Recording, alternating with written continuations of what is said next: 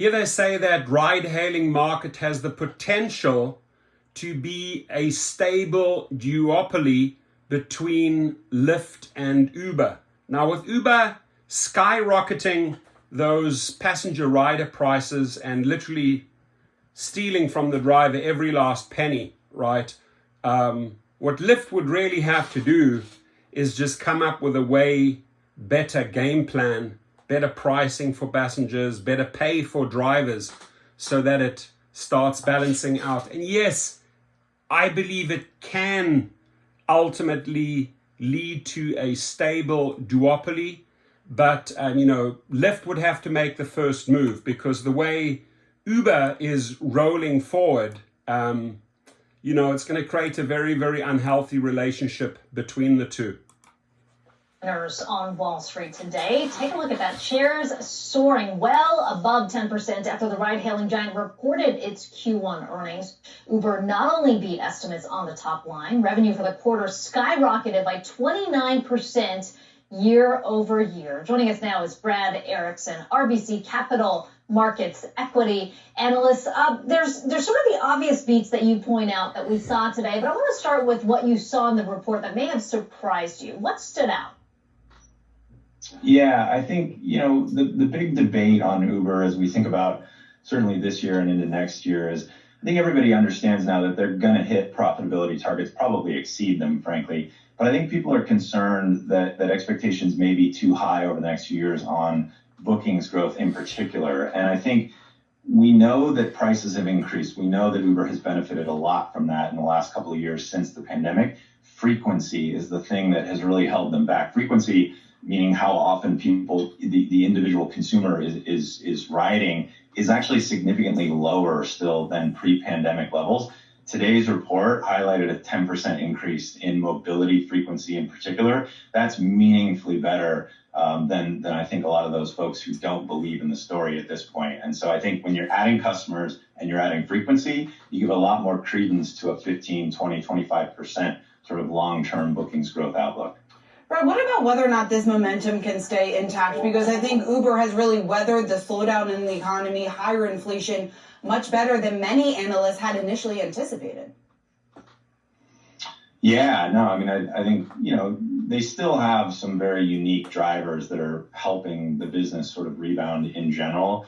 I think one of the things they talked about today was, companies are getting a little bit more hardline-ish on getting employees back to work. They benefit from commuters in particular, even more so than Lyft, in fact.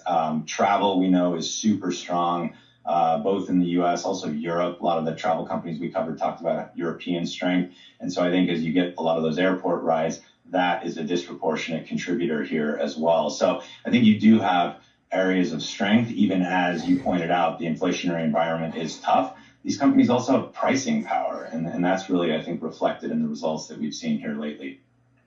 Yeah, Brad, you talk about the mobility part of it. Certainly, there's still more upside when you think about where we are in the return to work. Uber stands to benefit from that. What about the Eats business? How are you looking at that right now? Because for so long, especially at the height of the pandemic, that was seen as the big driver when people just weren't taking the rides. Yeah, I think that business continues to grow better than anyone thought. For the last year, as inflation ticked up so significantly, everyone was convinced that the consumer was eventually going to fall off a cliff, and it's become this boogeyman type of thing, and it just hasn't materialized. And I think between DoorDash and Uber, we continue to see evidence that people are continuing to order online for delivery. I would say at this point, there is some evidence to support the view that people are ordering fewer items, potentially, so item elasticity, but they are spending more as a function of those higher prices, and they're continuing to order. And so long as we can tell that trend continues.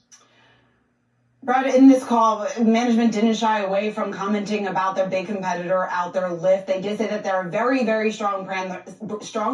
They're not going anywhere. They've gotten more competitive on pricing. How big of a threat, realistically, is Lyft right now to Uber, just in terms of regaining some of that market share that they've lost?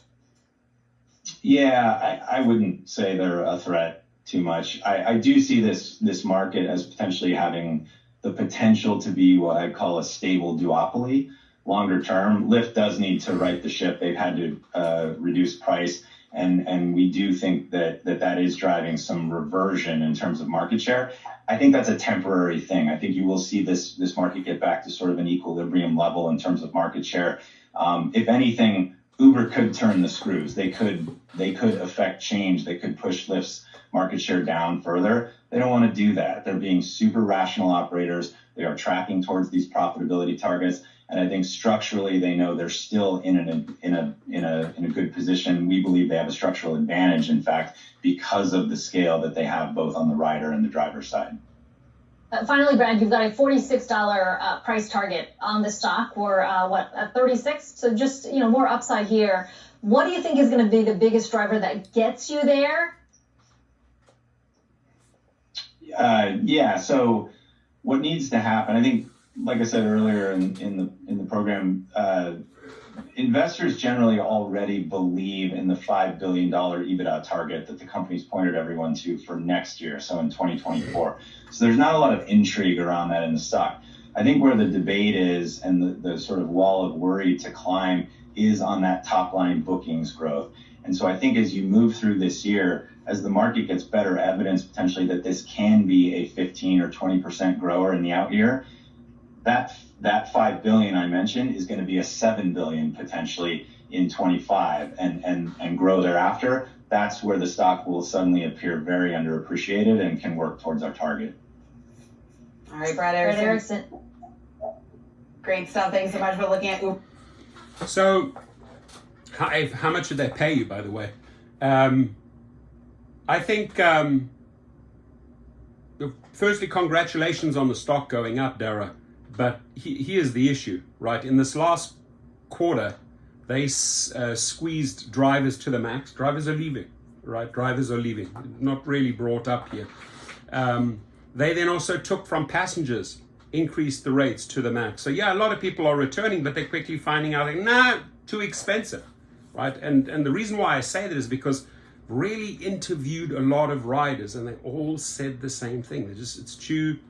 It just doesn't make sense anymore, right? So I do agree with this like temporary surge, but I think long term, if they do not adjust, bring those prices down, pay the drivers better, Lyft doing the equivalent, I don't think they have a very healthy future. And I yeah, sure, the stock could go into the 40s.